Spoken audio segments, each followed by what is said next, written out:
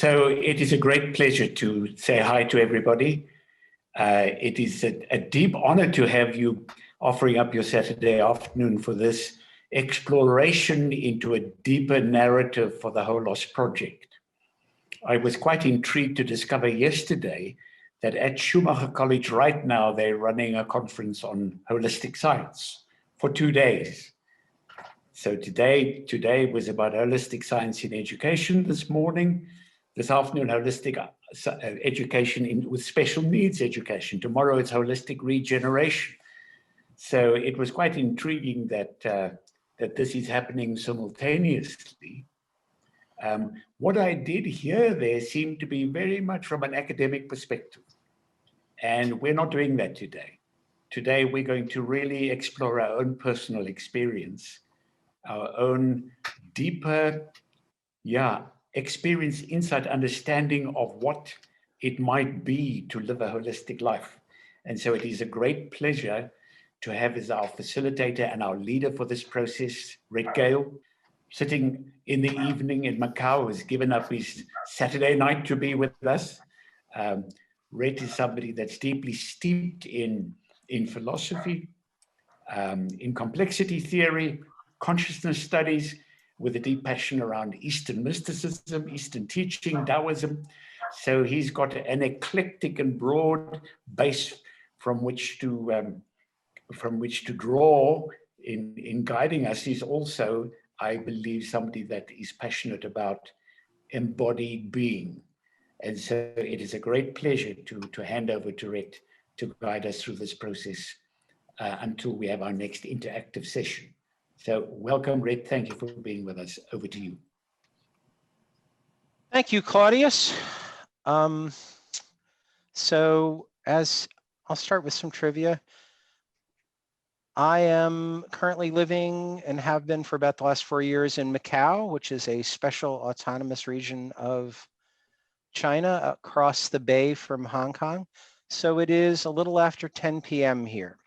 So I have not given up my Saturday night. I have given up my sleep. But I am awake and ready to rock. So we shall proceed. I'll just say a few things about myself just to give you some idea who you're dealing with. I spent about 25 years explaining philosophy to 18-year-olds. So I have a deep appreciation of the potential wisdom found in everyone, I think. Because if you can find it in 18-year-old college students, you can find it anywhere. So Claudius invited me to work with you all around deepening the narrative that the Holos Project tells about itself. And he described me as a leader. And I think of myself as wanting to lead in maybe my very limited understanding of a Taoist way. I'm here just to open the way, like to not to tell you where to go, not to tell you how it is, but to sort of provide some space and orientation for moving forward. And maybe we'll talk more about that in a second, but I'm going to talk a little bit later about the way water always knows where the ocean is. So my job, I guess, is really just to remove some obstacles to us moving toward the ocean, if there are any. To this part, I'm going to start with some framing. I've already started that. Then I will talk a little bit about our relationship with the planet that we are living inside of, or actually are part of, and do a little bit of guided experience around that. Then you guys will talk to each other. When we come back, I will actually talk a little bit about our experience of the sun, because I'm using metaphors tonight, and the sun is the metaphor. And after we work our way through that, there will be a tea break of 15 minutes where you will have some things to think about, and you can make yourself some tea or whatever. And then we're going to have a general discussion. And then maybe at the end of it, I'll say a few things. So that's the setup. And just to be clear, this is not a strategy session. We're not here to talk about like Holos's strategy for conquering the world, or even conquering Devon or Spain, or we're not trying to come up with a mission statement or whatever. Maybe it would be better to think that we're going to move our attention in this session, not in the whole of life, away from the doing mode, which I'm sure all of you are very active in, doing things, creating things, moving stuff around in the world and all that, to the being mode, meaning focusing on what sort of being Holos is and will become. And also, of course, there'll be some of that for us. But the being mode is where the meaningfulness, the connection, the genuine wholeness is born. So it is important as a group such as yourselves working on deep transformation to begin with being rather than doing. And just to kind of emphasize that, I had a friend who met Buckminster Fuller when he was a young man, and this friend was a very intensely activist-oriented, wanting to do things. And what Bucky said to him was, slow down, to go further, faster. So maybe this is a moment of slowing down for all of us. So tonight's focus is on Holos, the entity, not on the psychology or self-actualization of us, the people who are present. Really, Holos is the whole that is greater than the sum of the parts, all that complexity stuff. And our attention will allow it to emerge in our experience so that we can see it more clearly. Now, I spent most of my life, most people would think, doing intellectual things. I'm a philosopher, and contemporary philosophy is very oriented toward the intellect. But I actually think that the imagination and the intuition are really key, especially if we're trying to do what we say we're trying to do, which is to move into a deeper story. Some people might say we're trying to leave an old paradigm and go to a new paradigm. The intellect really isn't going to help except as a kind of secondary aid to that process. The imagination and intuition really are the channels by which the new things are going to come in. Right? So I'm going to try to use some imaginative exercise to trigger some intuitive wisdom, as it were. So I want to be clear about something just in case people can be confused about this. When I talk about imagination, I'm not talking about us deliberately creating something with our minds, but rather I think what Henry Corbin would call the imaginal. Now, what's the difference? Well, when you're imagining something, you're doing it.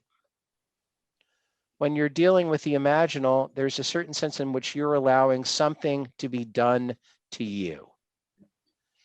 So one way of thinking about it would be, you have a vast other than conscious mind. Some people would call it the unconscious mind. And these imaginal things are a way of allowing the wisdom from that other than conscious mind to sort of bypass the filters of your intellects and to affect you. So in a certain sense, when I'm asking you to imagine things, what I'm asking you is to allow something rather than to do something. Does that make sense? You can shake your head like this and I'll see you. Okay. So for the sake of these imaginal processes, we are going to suspend our belief in materialism, in case some of you are still suffering from that belief. Because I talked to Claudius about this a little earlier. So, okay, I'm a holist. I imagine I'm one with everything around me, but I'm a materialist. Well, what am I one with? A bunch of really dumb stuff, like stuff, right? I'm one with my desk. I don't think I've actually gotten any smarter or wiser as a result of that, because my desk is just made of all these dumb atoms and so forth. So I'm going to ask you, if you are of the materialist mindset, to suspend that idea, right?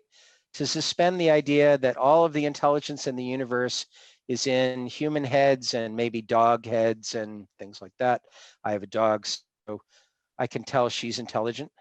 As my wife pointed out, she's using the training pellets that I'm giving her to train me. So she's intelligent, but in the materialist worldview, that's pretty much the limit of intelligence.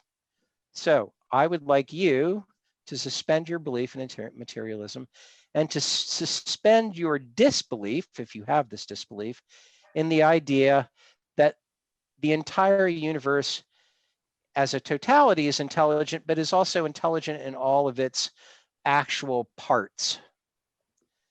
Now, what would follow from this if we suspended our disbelief? Now, keep in mind, just to be clear, I'm just trying to be clear here, I'm not asking you to believe this. This is not a cult, a church. We're not trying to convert people.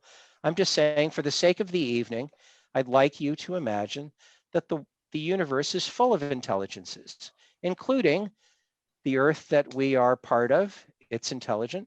It has its own wisdom, the sun, so forth. I'm going to use the intelligence of both of those as a kind of intuition pump.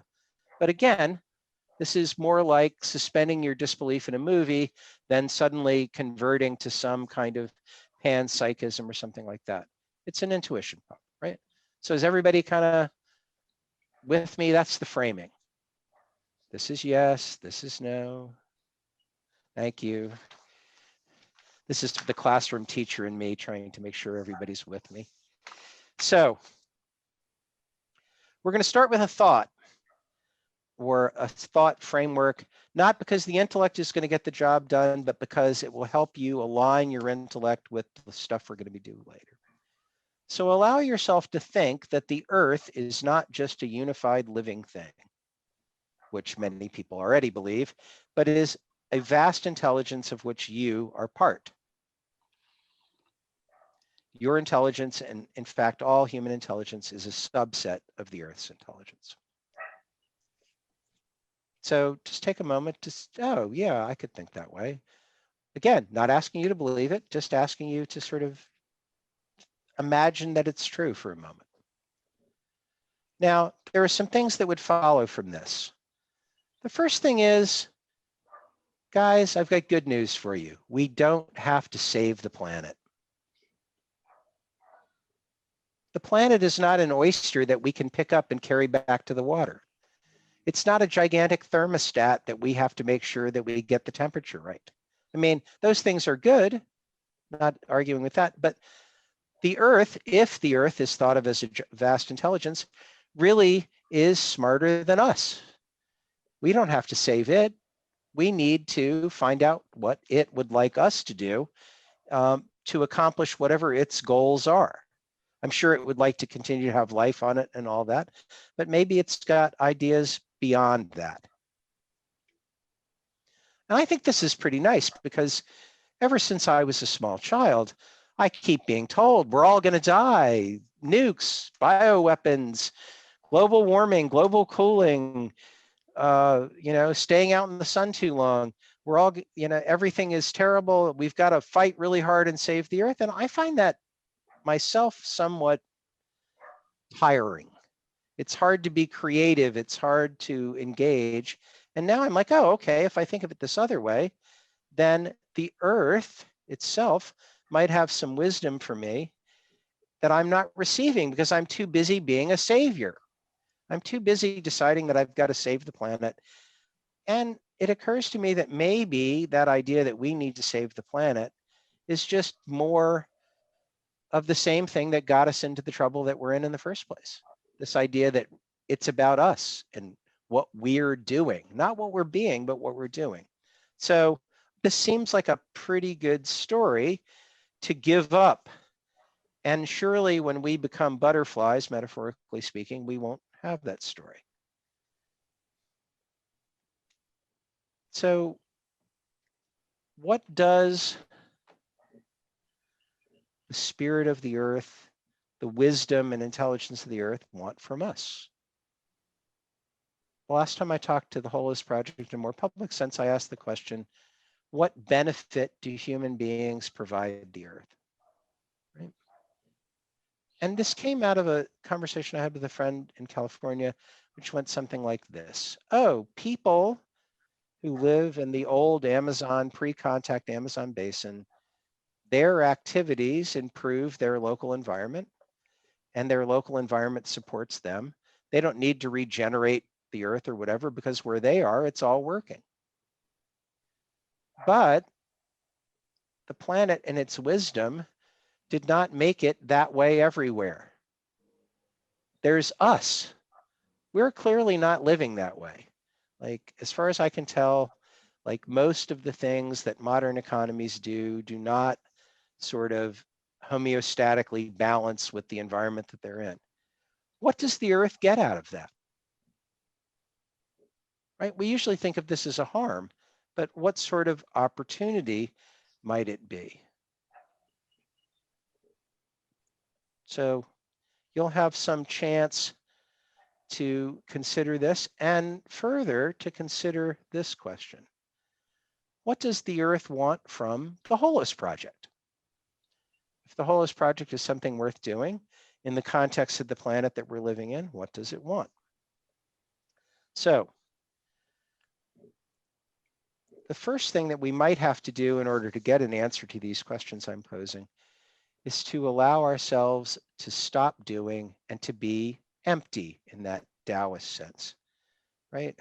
There's the great Zen story about the master receives this very busy person who really wants to do things, and they have tea together, as one does, and the master's pouring tea and it overflows and so forth. And the guy's like, what are you doing? He's like, well, you can't receive anything new until you have like emptied your cup. And given what the Holos project is built like, I thought there's also the thing in the Tao Te Ching where Lao Tzu very cleverly says, look, the hub is empty so that the axle can go in and like things can turn. So I invite your emptiness. As I was contemplating this, I thought there is actually another kind of emptiness. Water. Now, I wouldn't normally think of water as an empty thing, but it is empty, at least in this sense. It doesn't actually have a shape. Like water, like if someone said to you, what is the shape of water? What would you answer? Well, you wouldn't really have an answer because water isn't some specific shape. It's the shape of whatever it's in, right? So that seems interesting, but it also seems interesting that it always knows, whoops, my notes have confused me. It always knows where the ocean is though, even though it has no shape of its own. So I'm going to invite you to do something, but when doing it, it would be good if you might imagine that somehow you are water, you are a watery thing, and so forth, and can be spoken to by the earth, because the earth is always telling water something, specifically down. Where is down? It always knows that. Okay, so here's the experimental part. Is everybody ready for the experimental part? This is where I stop trying to give you ideas and ask you to do things. So I would like you to imagine that you can experience like sort of the intelligence of the earth as a giant sphere around you, maybe out to the horizon, up, down, back, front, left, right. And it's not just the earth, it's the intelligence of the earth. So just take a moment or two or three or four. I'll stop yakking to just do that. Just all around you in every direction, as far as you can go. The intelligence of the earth is just present.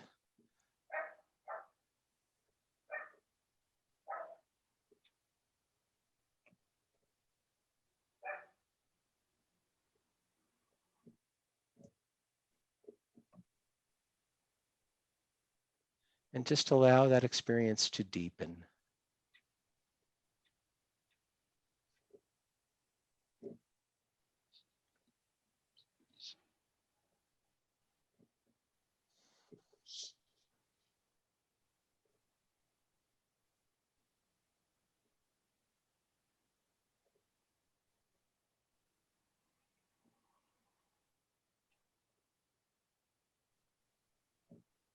And intensify.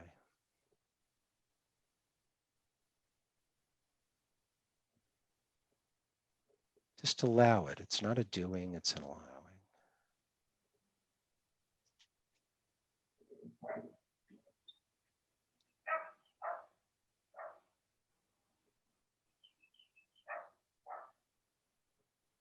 And in your own time, when you feel like you've got some sense of it, just ask a question, something like, well, what would you have of us to this intelligence? What do you want from us in this discussion, in this moment? And when you have gotten whatever answer you've gotten, just write it down. We'll use it later. Doesn't have to be a long thing. Could just be a few words.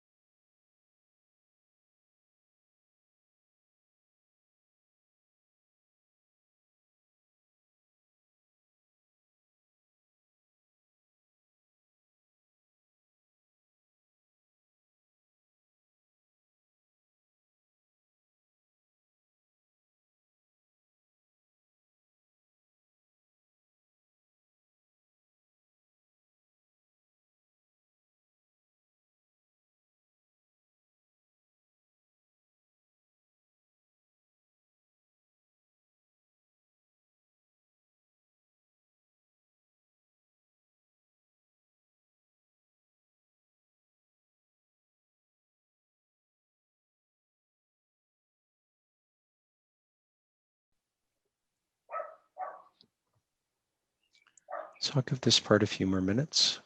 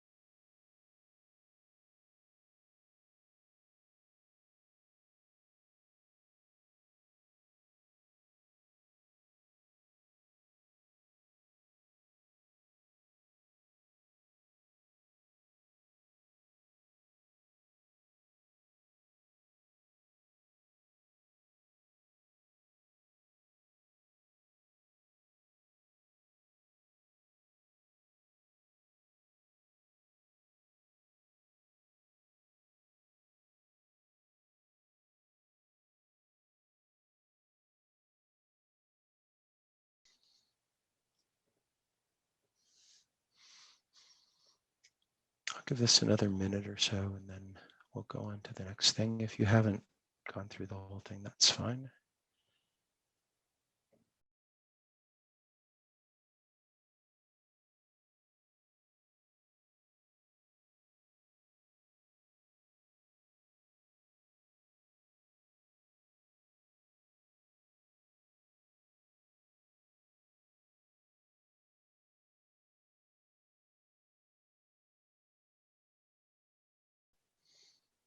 Okay. So it looks like most people have gotten somewhere. You can come back to this. So after the next, I'm going to just extend this process a little bit. We're going to go into the break rooms and you guys will be talking to each other. And I think we're looking at maybe groups of 4 or something like that. And if one of you would be willing to sort of note the 2 themes or so that come up in your group, we can then sort of use that in a sort of compressed feedback session after that. And then we'll go, okay? Can everybody hear me okay? So what I'd like you to do is to continue with what you were doing, the intelligence of the earth all around you, but now I would like you to include yourself as part of that. So it isn't just around you, in some sense, it is you.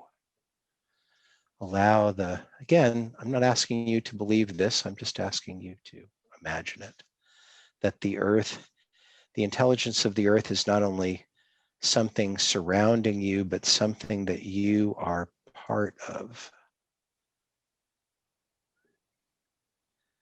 And then when we go to the breakout groups, it will be your job to speak for that intelligence, to give some wisdom or valuable feedback to the group, maybe for Holos, this very young servant of evolution. So let's do the sort of getting the feeling of it, right? This feeling of embodiment of the intelligence of the earth. And then we'll go, in a little while, we'll go to the breakout rooms. And you can also ask each other questions to expand on what needs to be said. And you can use what you wrote in the first thing as well. So just allow that sense of the intelligence of the earth all around you, out to the horizon, above, below, front, back, to kind of penetrate in, so the experience includes you all the way to your center, which is usually kind of thought to be a little below the belly button.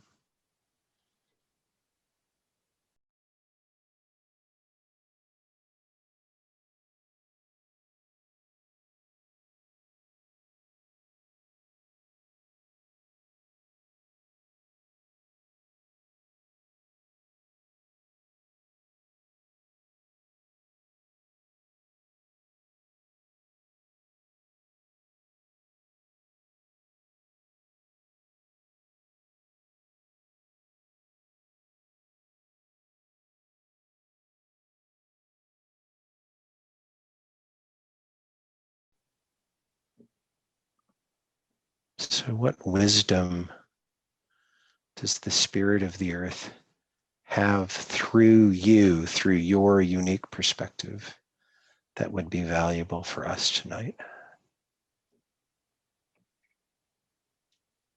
Because the earth speaks through us all, but it will say different things for different persons. So Jane, when you have some sense that people have gotten to where they need to, you can pop us into the break rooms. Hey, so here's the plan. Each of you, the 5 groups that we had, one of you who has been identified as your spokesperson will briefly tell us about your breakout session. So shall we just do it in numerical order for arbitrary reasons? So room 1, you know who you are. Who is the spokesman for room 1? Well, we have, I think, a mixture here, because I think I'm going to be a spokeswoman, and with the help of Fritz, who's the spokesman. So, because we Oh, will I both, see. I see. yes. Should have I said person? Well, no, it's just the reality of it. You know, I'm not, it doesn't You're matter. not really a spokesman, right? I get it. I get it. Okay. Yes. So spokeswoman, speak away. Well, these are just, as I said, fragmented thoughts, but we started off with the questions you asked us. And is it Kelly? Kelly, I can't remember. Are you there still, Kelly? Kelly and I came up with a couple of words. Hers were, this is now answer to what do you want from us? That was the first question. Right. And yep, so Kelly came up with light, listening, and love. Mm. And say the first one again, the first word. I didn't quite hear light, it. yes, light, Right. listening, Okay. and love. Light. Okay. And I had come up with, or I thought of peace, healing, and love. And then Kelly and I had a little chat about it. She also mentioned that peace was one of her words, but so there was a bit of interaction at another level there. And then the question about, you know, what does Holos want from us? And I think maybe this is where, sorry, the other person, is it Michael? I'm sorry, the other person in our group. You spoke about the Russian novel and speaking about how the planet was affected.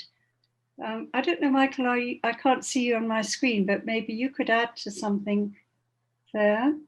I had listened to what you said, and I kind of translated it into my own understanding that the vibration of all of us changes the planet. And you showed us the book, The Entangled Life, and for me, that was quite important, because I'd just been reading about how the roots of trees are entangled, you know, in a forest. So that was rather important. But I think it was Michael, his name. He said we must be the fungi in this air. We must be these change. We must be the change. And then this last question came up: how would Holos help us in this time of COVID? And this led to a discussion on the need for community and the need to connect, even though it's electronic at the moment, and that's very not at all satisfactory for many people. But from the African point of view, the word Ubuntu, you know, I am because you are. In other words, the unity aspect. And I was just about to add one small, a little addition to that. In the time of COVID, it's not just the need to connect via Zoom and all the rest. It's also, I think, important to just enter within, to really enter within and enter the silence individually. And for me personally, I have found this a good experience to just let go and enter into a retreat in a sense from my own thoughts and actions and activities. So we have the two aspects, you know, entering within, but the importance of Ubuntu. Okay. Fritz, I don't know if there's anything I left out. I can't see Fritz here. You can scroll the pictures. Yeah. Oh, there you are. Yes. Yeah. I just contemplated on this. Thank you, Celia. I don't want to add much to that. You've covered it beautifully. But I just mentioned the fact that I am curious to see to what extent the experiences that we have at the moment of separation, like the whole COVID experience, that brings almost that acute isolation and separation, Brexit here in the UK. It's also another incidence of separation. And then obviously how artificial intelligence come to our so-called the new savior of the world, that I will connect you all. And I said, just from my side, I have that almost a deep sadness and a deep urge and say, I don't want to be connected via Google and social media. I've got a need for another sense of connectivity, and perhaps to move beyond connectivity, because it's not only to connect, it is to have the full experience of oneness, because then there's no need to connect. And so that is actually just what I like to add to what Celia said. Thank you. Okay. Shall we move on to room 2? Room 2, paging room 2. Yes, room 2. Yeah, I'll try to represent what we've discussed. Claudius started by talking about Gaia. He very much felt that, although the word wasn't mentioned, Gaia was really what was referenced here as sort of the earth and the whole that we're talking about. And he said Gaia asks of us to be fully alive and to be joyfully alive. And I thought that was very nice. He also said that that we're basically an agent for Gaia to experience herself. That rang a bell with me, which was maybe more in the sort of materialistic view. I thought about what somebody said as atoms contemplating atoms, which I thought was somehow a very similar idea of the universe experiencing itself. And then Claudius had this idea of being part of a choir. He had this image of being part of a choir and this song that emerges from that choir and that sort of goes beyond himself, and that he's sort of part of contributing that, and that we're all sort of contributing to this song of Gaia in a sense. And Shantina picked that up and felt that that Gaia wants us to be her eyes and ears and her sensory organs in a way. So that's very much that idea of the universe experiencing itself. And he stressed, though, that he feels that we need to all be integrating and realize our place as being an integral part of Gaia.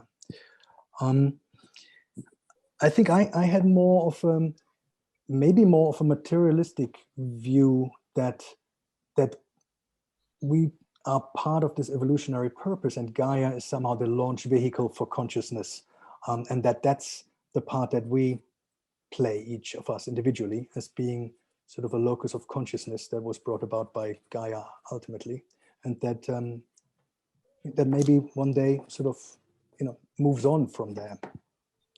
And that sort of evolutionary purpose, developmental perspective was picked up by Marcia, who had a very nice image, a much nicer sounding description of maybe a similar sentiment. She didn't view Gaia as a launch vehicle, but more as being pregnant, and as sort of she felt there was sort of an imminent birth of something new that would happen soon.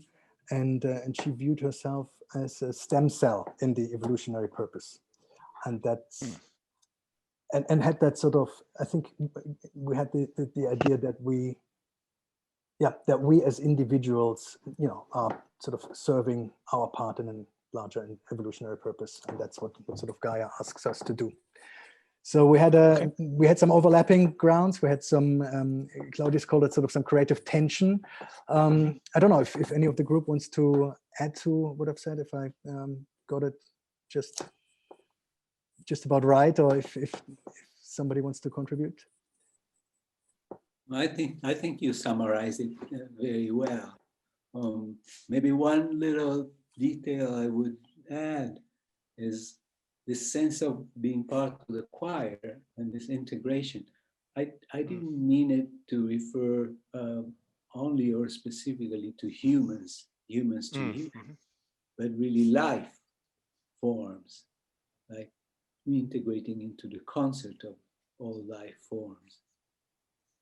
They're all part of Gaia's eyes and ears and nose. Thank you. That's good. So room 2 feels complete.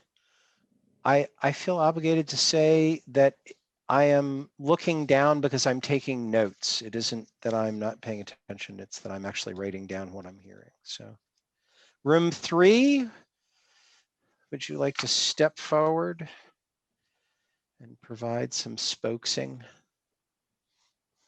We didn't have a designated leader, so at the risk of exercising white male privilege, I'll start, but ask the group to chime in. The sense was that the Earth is wanting us to develop, to provide information to it, but that to do that, we need to go deep to really go sense things, imagine things, and then translate them into words. It's like that our words are insufficient at the moment. And in that development, there's a sense of that we need to save ourselves from our identities. The Earth doesn't need saving, but we do by raising our consciousness. Now, the concept of container was mentioned as a way to contain all of this, all of the differences and all of the energies and the exchanges that are going on in the world, and that Holos can be that container or multiple containers to really hold the water, as it were. And of course, with a spiritual twist, we even thought of it as a chalice, but that would be optional. Yes. So that's what I liked that. Is there anyone else from the decentralized room 3 that would like to speak?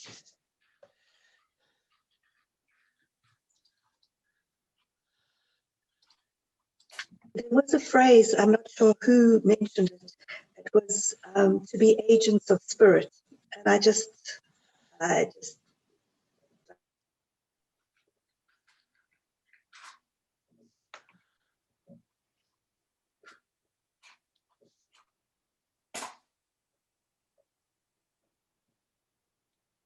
So, okay. It wasn't that I stopped hearing you, it was that you stopped talking. Yes. yes, right. Sorry, there was just in our group, there was quite a bit of conversation about for us to be the agents of spirit. And I'm just highlighting that. Okay. Yeah, I just was checking that the tech hadn't run amok on me,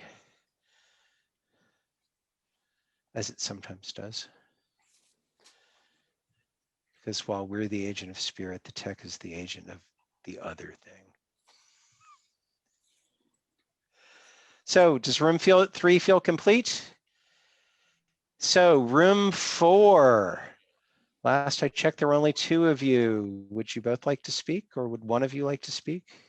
Yes, it was a small room, just myself and John. I'm going to give a response to the first question, and John will give our collective response to the second. Excellent. We feel very confident that we solve all the world's problems in our breakout room. Excellent. And I'll tell you, what was bizarre / not is that there was such synchronicity in our response. We literally, John wrote the words ahead of the words I said, and they were literally, the key words were the same. It was a very, very cool experience. So in response, to repeat the question that we answered, the way that we heard it was that it was about being aware and thinking about the possibility of the degrees of intelligence that's all around us, of which we are a part. I think the way that we first approached that was one of stating, do we believe that? And we both do. And to repeat what John had said, John has a very clear connection to all that is around him in a very meaningful way, in the sense that he sees it and appreciates it and can actually acknowledge that connection. And in the very same vein, I do also. So when I close my eyes and think about these topics we talk about, I feel like I can see and I'm in tune with a single heartbeat. And for me, that is the heartbeat of humanity. And that's kind of guides and drives a lot of what I do in my day job and the way I think about these responses. So we're both very in tune with a connection to all that's around us. So in more direct response to the first question, we had to really ask ourselves, what is the reimagined definition of intelligence before we could even answer such a question?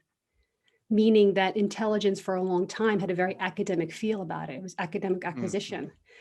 but that doesn't seem to have any relevance in today's world, and particularly where we are going in the narrative of humanity. So putting aside the academic acquisition, we see intelligence more as degrees of awareness. And I think that we as people are somewhere either on the lower scale or on the higher scale, the spectrum of a degree of awareness. And perhaps the game of life is growing along on that spectrum. So degrees of awareness to the connection of everything around you for us is what we view as a reimagined definition, and perhaps the true definition of what intelligence is. Yeah, and then just to close off that, we definitely feel that that is what true wisdom is. When you are aware that you're on that spectrum, and degrees of awareness is the route and the path towards acquiring what wisdom is. And wisdom then is the truth of the nature of the oneness of it all, which can flow into intuitive, creative ways of thinking up new products, ideas, and ways of being.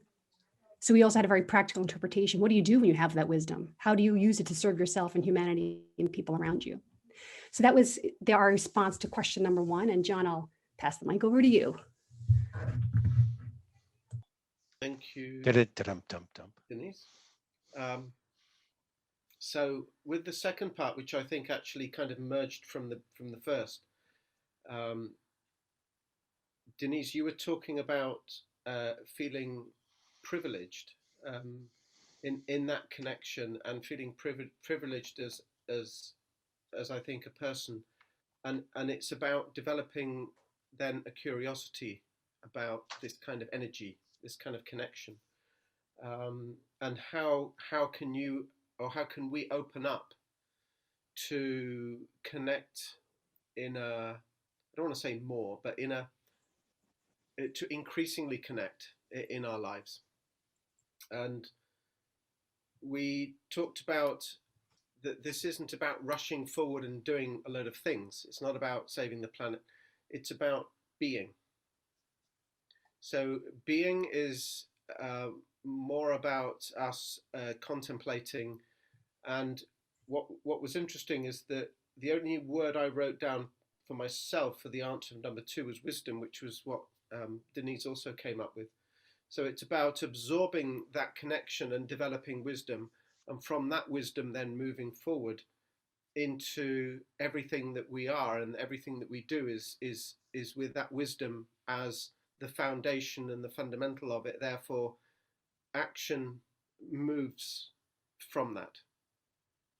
So I think that I've tried to condense down our summary Okay, in that, so that we've got other time for other groups. thanks, John. That was great. I believe there is a 5th room. Room 5, please come to the orange paging telephone. This is Sheila. I'm happy to speak for our group. Right. Okay, we had Joshua and Marcus and Christian. And we had kind of 3 themes. And the first theme was really a theme of sparseness, stillness, emptiness. The second theme was the theme of wholeness, that all wholes behold the whole, hold yourself in the greater whole. And the third theme we didn't get to, but it's my addition to the group because we ran out of time. And there was a theme of like, well, what does Earth want? Well, like a mother and a child, Earth doesn't want anything from us. It's more like Earth wants for us. Right. Earth wants for us happiness. Earth wants all living beings to be happy and all material things to be happy. And why? So that the full potential of human consciousness can be achieved in her body. And why is that important? It's important because it's why she's here. It's her purpose. And this is what I heard. Earth told me, it's all perfect. There is no need to worry or stress. It's all in hand. God is with us. And that was probably the big themes of our group. Wow, thank you. That was awesome. I would like to thank everybody that was all extremely interesting, valuable, and stimulating, and I have taken good notes. So we spent a lot of time early on talking about the perspective of the earth and our role in that. And the other part of that is the earth is not really complete without the sun. Without the sun, there would be no life on earth. And so I was imagining this, and I realized that what we talked about in the first chunk is sort of the wholeness of the earth from the inside. But the sun sees the wholeness of the earth from the outside. Like if you were the sun, you would see the earth as a whole thing, but it would be over there somewhere. And I thought that's another perspective on wholeness. But really what I wanted to communicate about the sun is that the sun is broadcasting abundance all the time. Whether we're receiving it or not, it's broadcasting it. And I wanted to point this out so that we would remember that abundance exists, but also that the sun is a model for action which we might not always consider. It doesn't act by moving things around. It doesn't act by being busy. It acts by making things whole, i.e., oh, look, some hydrogen atoms. Let's make them whole with each other. Now they're helium. It's a helium atom and energy is released. And so it is radiating light and magnetism and gravity through basically fusing things, bringing them together and making wholes out of them and releasing energy. And that this is a model for action which is less obvious to us in the way that we tend to be educated about action. And so there was this whole idea of wanting to have you go through an experience of this, but I'll just stipulate it, that there is a way in which we are radiating, magnetizing, gravitizing, being like a sun, but not necessarily recognizing it. We're busy trying to be like the planet, but I would like to invite you to, in the next section, when we're talking about Holos, to imagine that Holos has a solar character rather than a planetary character, that it is a center of radiation, of magnetization, of gravitization, and that before it's a planetary doing, it's a solar being, treating Holos again as an imaginal entity with its own life, right, that we're contributing to and brainstorming about and whatever. So there's two pieces to this. One, the question I was going to ask you, but we don't really have time for it, but I'll ask it just so you can think about it, is if you focused your intent on the way you were affecting the world, but you were thinking about it in terms of having a solar effect, meaning what are you radiating with your intention? How might you change your intention? And then the question which will lead into the group discussion, and I guess we'll just go right into it. The first question on my page is, what would you like Holos as a solar entity to radiate? And this is we're all together now. We're not going to go into breakout rooms. We're just going to be all together. And you have the choice of answering that question in a chat way, like a text way. You could write something, or you can just raise your hand, as Jane explained earlier, using the reaction button, and then you can start talking. So what would you like Holos to radiate?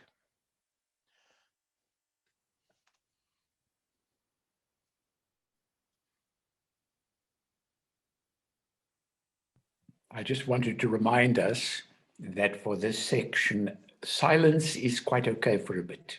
We don't have to fill silence.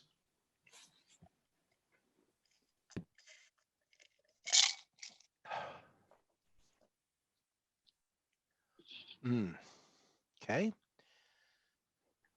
Holistic activism.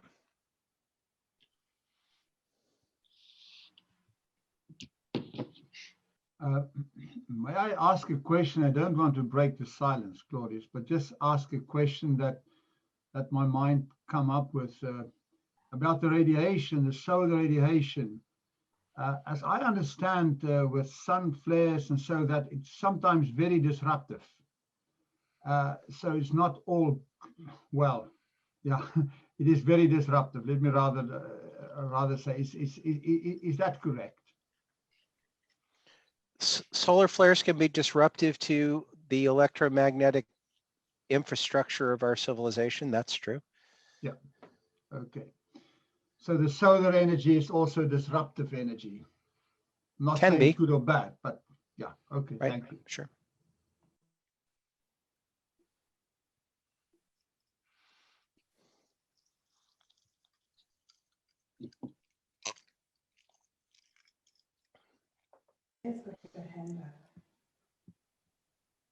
Okay.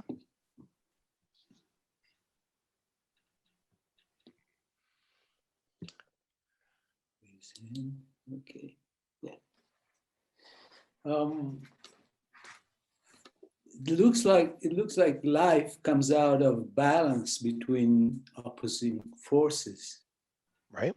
And it's like also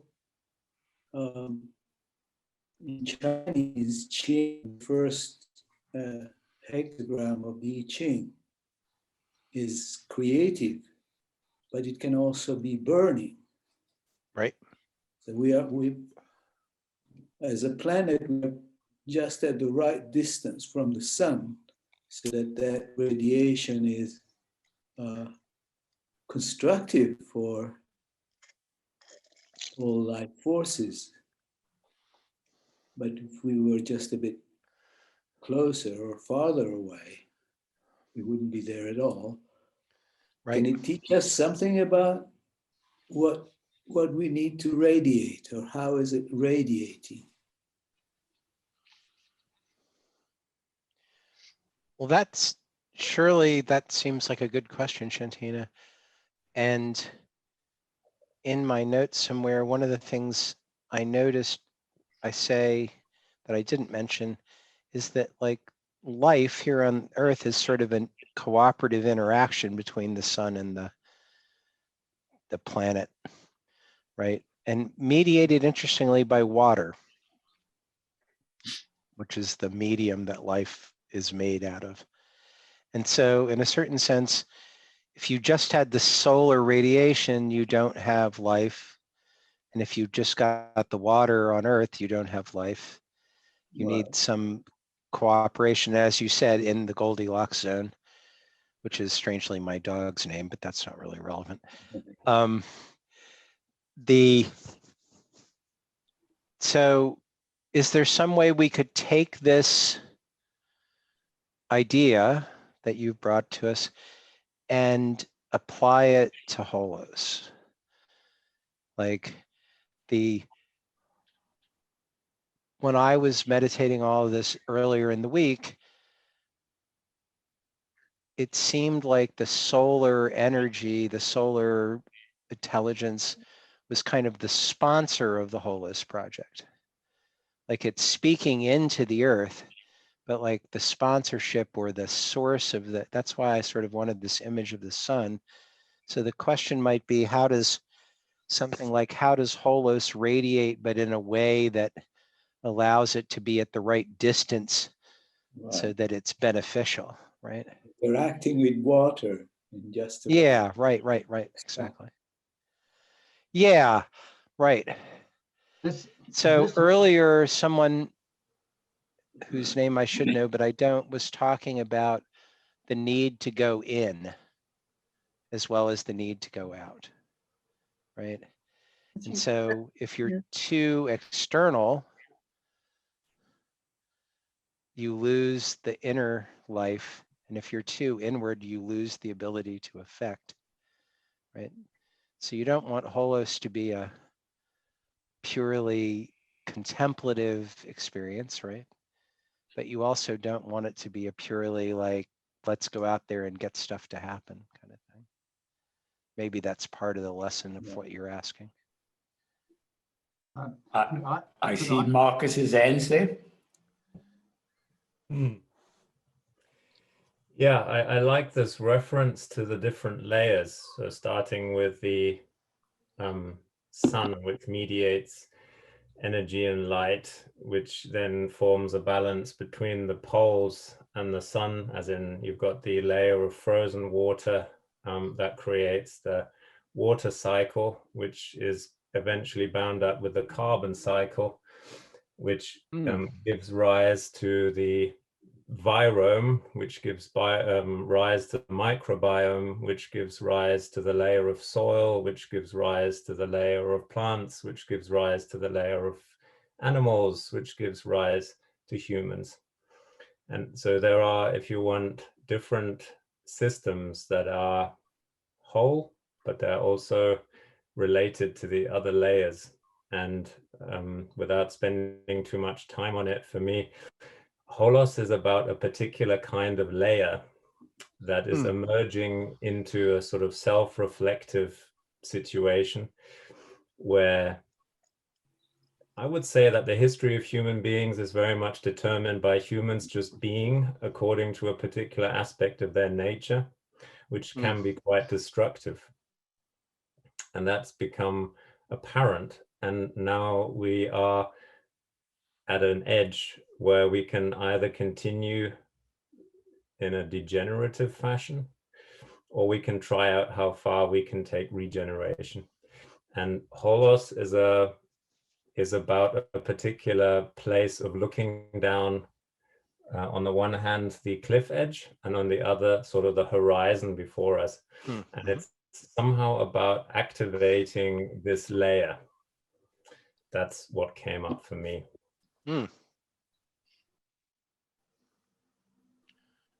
Denise, you had your hand up? Yep. I don't have what came up for me is not as much of a literal interpretation of the sun, but I guess more of a metaphorical interpretation in terms of how Holos shines out. Right. I adore the sun. I get such energy from it. I love a sunset and a sunrise. There's nothing that reminds you that you're human that experiences something like that. But in terms of how the Holos project has that same positioning, is like the sun never leaves you. It may set, but then the moon lights up. It's like a light that is continuously there as you're evolving through the course of your life. It never leaves you. But the idea of radiating to me is important, because if the Holos project at its core can be that shining light forever, it allows people, it's omnidirectional. If it radiates out. It doesn't mean that I'm in your face wanting you to give me your definition of consciousness. I'm standing back and it's a bright light. And if indeed we are all light beings, we all see that. But again, our degrees of awareness may be different. But I really like the idea of being able to shine that bright light to people through the approach of the Holos project in a way that it can attract people to it when people are ready, given where they are in their own journey. So not as much of a literal interpretation, but more of, I guess, a more of a metaphorical interpretation in terms of the positioning of the Holos project and bringing humanity as a whole at its own pace on this journey.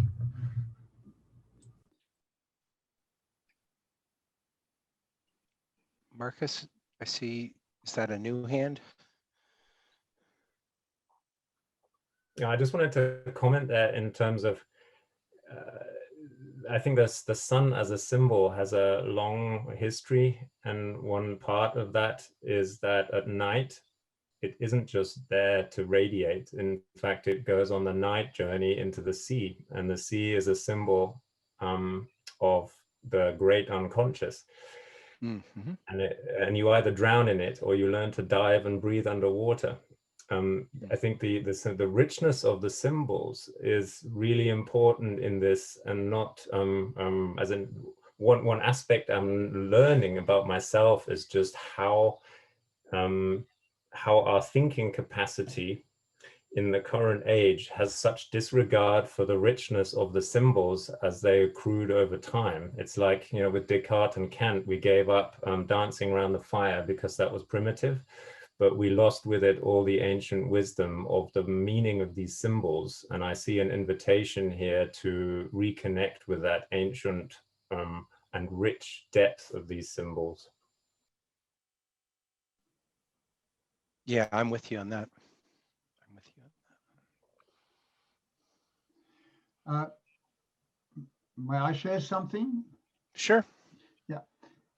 I was really struck by what Shantana said about the solar energy is actually an energy of uniting opposites, contradictions, or what everyone wants to know. So I feel then in the light of the metaphor I read of the solar radiating, for me then it's almost radiating or imparting this intelligence of reconciliation, that everything is united and bringing us into wholeness. And actually the pain that we experience at the moment of separation and all of that is actually stirring up this intelligence, that the solar, could I say, the solar intelligence of uniting and bringing opposites together.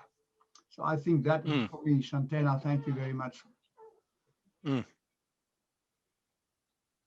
Claudius?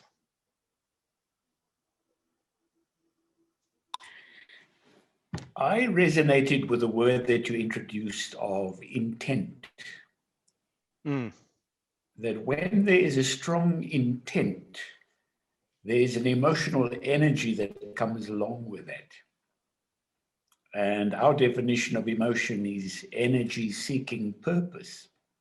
That emotional energy, I believe, radiates. It's been proven to radiate from the heart through the heart rate variability technology. So there's intent. And then what came to me following that is communication. And those of us that have been involved with neurolinguistic programming know that you cannot not communicate. The intention is going to be informing the way we are experienced by everything, by our environment, by who's there. And so the intent then with communication is to enable, to bring enlightenment, to bring deeper understanding, but to use that analogy of the solar flare also to reveal that which is untrue, but to do it with an intent of enabling rather than debate and winning the argument. So I guess I'm struggling with just playing around with with different imagery, but there is the sun, which is both its positive and its destructive capacities. Right. But we need to amplify that which is generative, and we need to also play our role in dampening that which is, as you put it, Marcus, non-generative, that is degenerative. There is an intent to generation, which brings us back to that playing a creative role. The final thought that comes to me as I say this is that the Holos project then is not a destination, but it's like a doorway. It's like opening a space to a deeper experience that folks can have within their own context, within their own lineage, on their own trajectory. It's a doorway to a deeper dimension of being. That's the thoughts I have at the moment.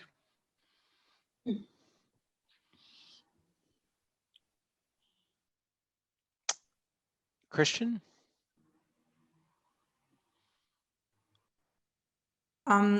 Actually, Julia. Yeah. Maybe Holos can also teach us to be whole in the way that we don't try to become whole as humans, but to understand that we are part of the whole, and that we are only part of the whole, and that we are basically a very small part of the whole universe. Because I think honestly, some of these discussions sound very entitled, as if the world was here to make us humans happy, and that it's always about our purpose and who we are and who we are becoming as humans.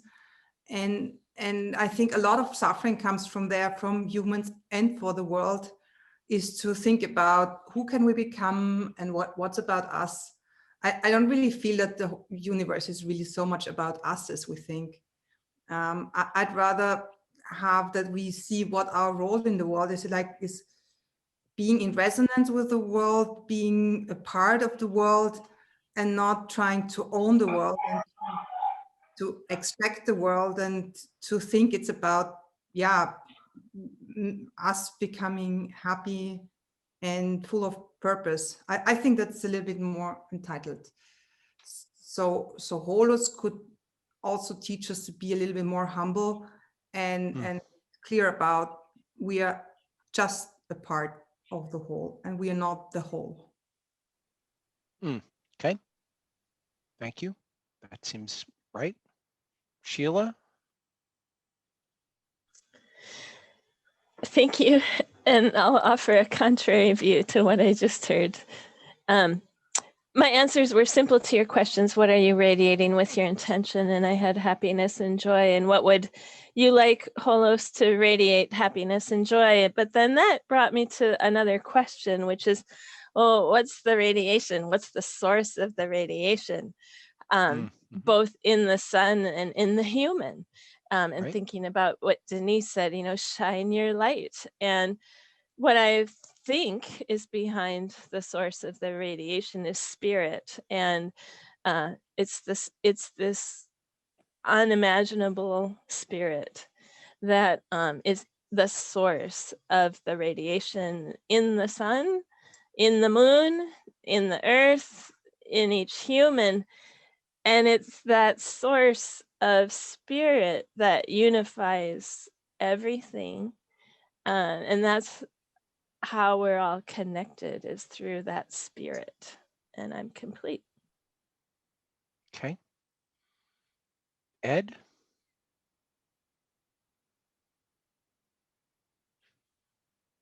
I had I got a note from Jane saying, Ed, that you might want to speak. Ed? Okay.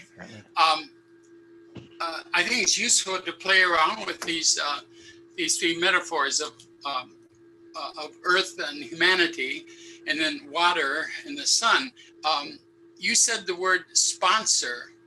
The sun is a sponsor. So this is a bit different than how I usually think. Maybe we are the sun. We are giving energy to Holos, which is the water that's mediating between all of the diversity that's in the earth and humanity. And so it's just, I think flipping these around is kind of a creative way to think about it. Interesting. Interesting. I'm just going to check in that. Denise, were you agreeing there with your thumbs up, or was that a raising? Okay, you're just agreeing. Thank you. Okay. There you are, Joshua. What's that? There you are. I'm here. Yes. I don't know what I was going to say, but I was going to say something. Okay. So I'll just let it arrive. I think there is a tension between these two views that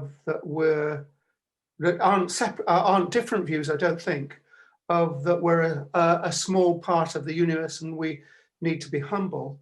And on the other hand, that actually one of the things that you said, Rhett, at the narrative for a new narrative for humankind webinar, was that perhaps human beings are more central than we think. I'm also interested in this project that has come out of the Sea Change project in Norway, which is called You Matter More Than You Think, which is a Taoist integration as well.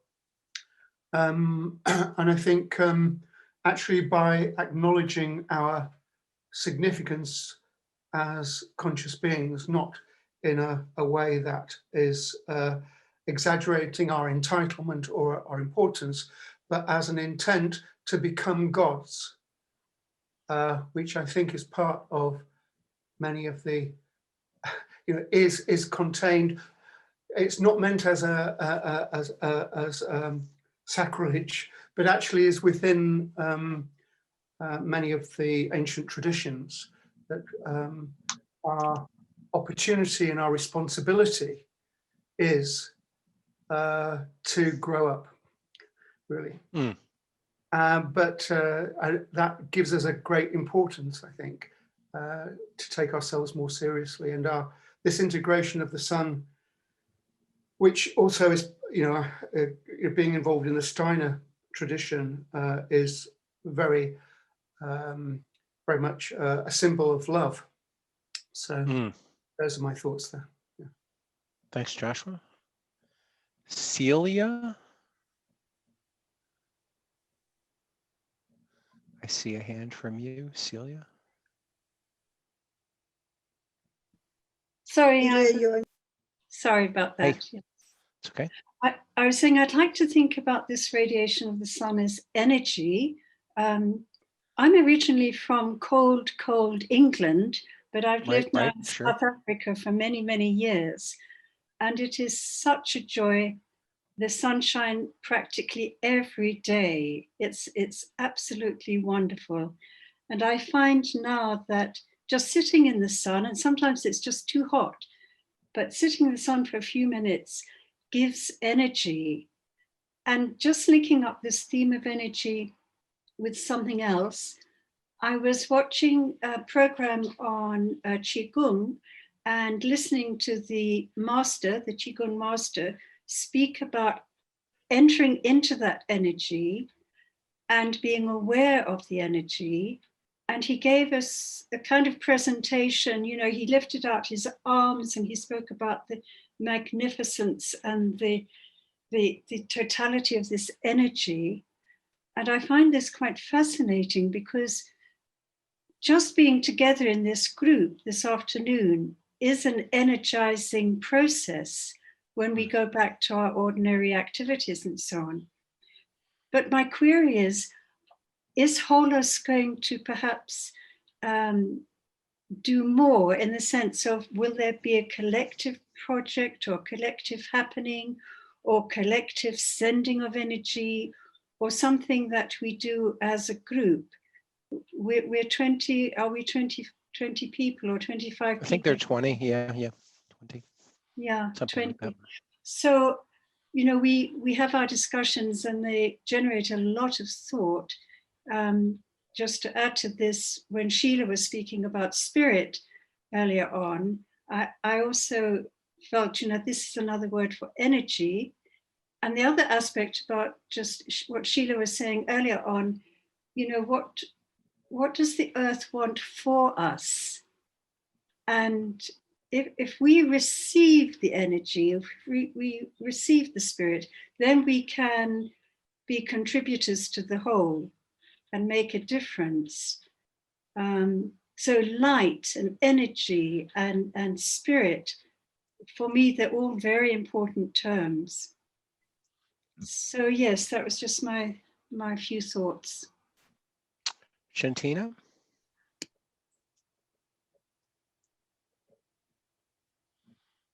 Shantina? I see a hand from you. Yeah. I'd like to inject a reflection about time. We are a transient phenomenon, as well as life itself, as far as we know, is a transient phenomenon. The sun will go through its own process of change as a star, which will probably mean that we won't be there as a species on a planet anymore. And the whole universe will go through a cycle, maybe to come to the point of bouncing back and being a new universe, or maybe many. We are incredibly small on this scale. But what that suggests for me is is that every moment is complete and essential. Every moment is an expression of this whole cycle of becoming, of this big bang and this whole story of the universe. All that is contained in every moment. So one other aspect of wholeness is the wholeness of the here and now, wholeness of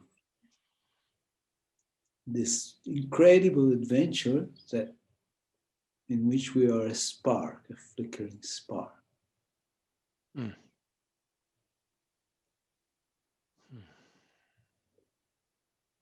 I like that phrase, the incredible adventure.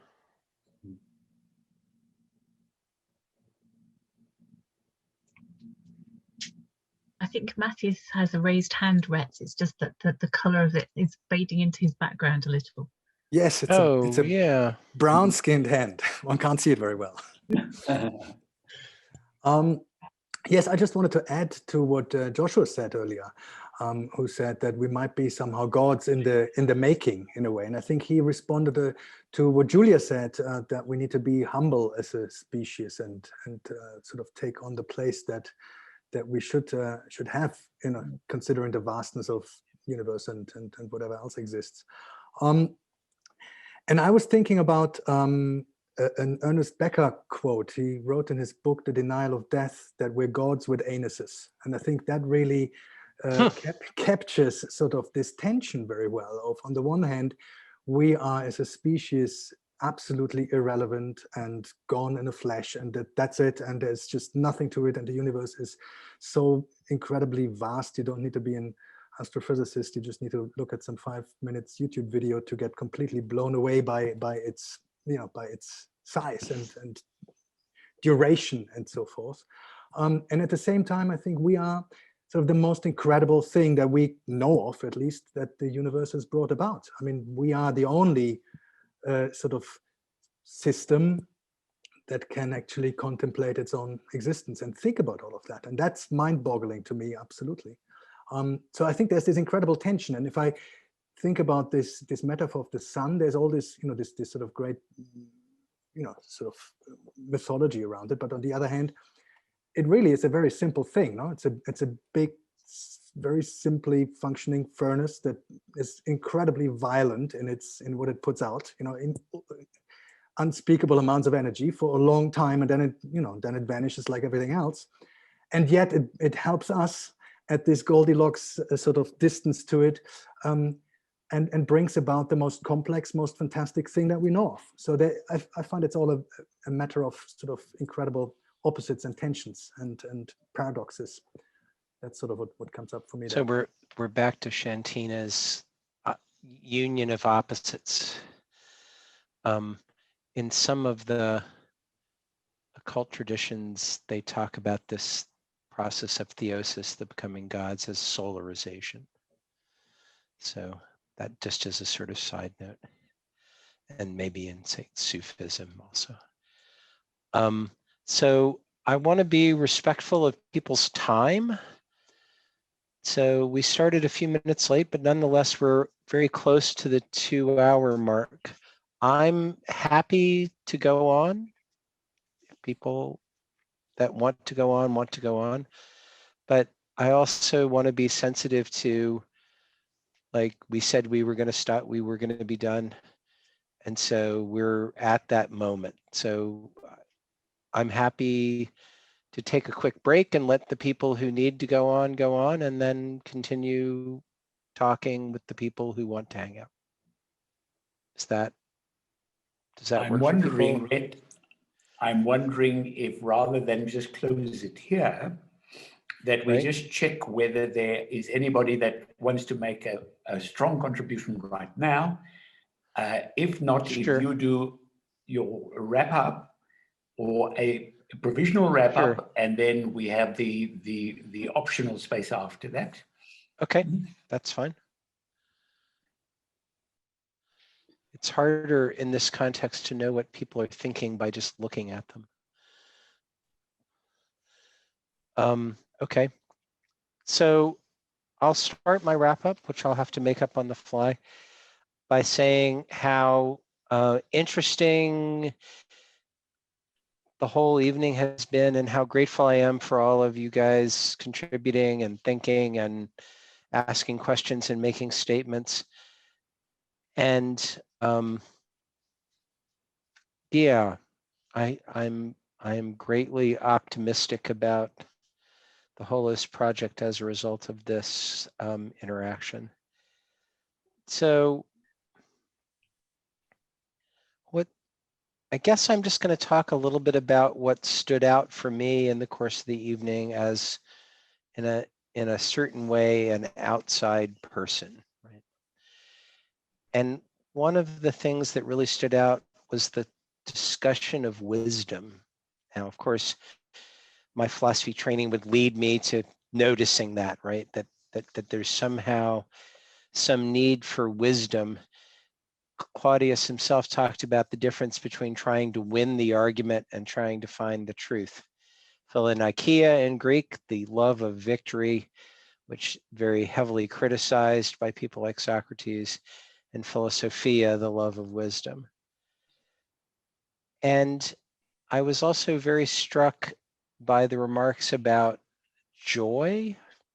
And I had some notes about that I didn't really talk about myself, because I think one of my reactions to the save the earth side of things is the lack of joyfulness, and that when I lose my connection to joy, I lose my connection to effectiveness. I stop being creative and start being a problem solver, and then life becomes a series of problems, and somehow that isn't really as effective as joy from my point of view. So I wanted to kind of re-emphasize that a little bit. And I found the discussion of the union of opposites that came up in various different ways across the whole evening super, super useful. That there seems to be, especially when fear is the dominant thing, a desire to reduce everything to one side of an opposition or another. And that, of course, that isn't wholeness. That is some other thing. And so I was very struck by that, and I wanted to like push that forward in our consciousness and maybe even connect it to the thing I said about wisdom a moment ago, that somehow, to try to summarize it or point to it, there's a certain sense that there's an inescapable tension that can be creative if we allow it to be in being embodied beings, embodied finite beings that seem to be aware of the infinite, that we can't escape the fact that that contradiction, or whatever you want to call it, that tension in the various ways it's expressed, creativity and destruction, et cetera, like there isn't going to come to be some day where we're like, okay, we're done. We've got it all into one thing, right? We've perfected our Advaita Vedanta, and it's all one, and we're at peace, and there are no oppositions. I just don't think. I think that it's important to recognize that that's not how life is, even if the Advaita Vedanta stuff is correct, even if it is all one. And that we are also in a position to, like the sun, to allow things to become one, right? I'm talking about in the sun, not what it does for us.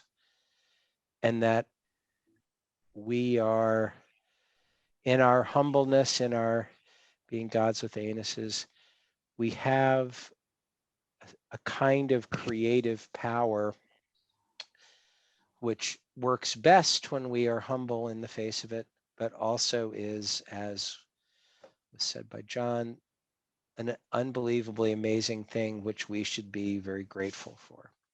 So I would like to close with that there's that I'm grateful for you all, because I had an amazing time tonight.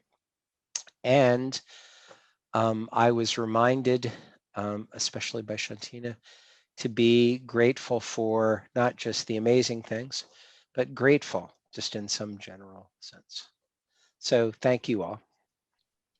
Thank you. Thank you. Bye.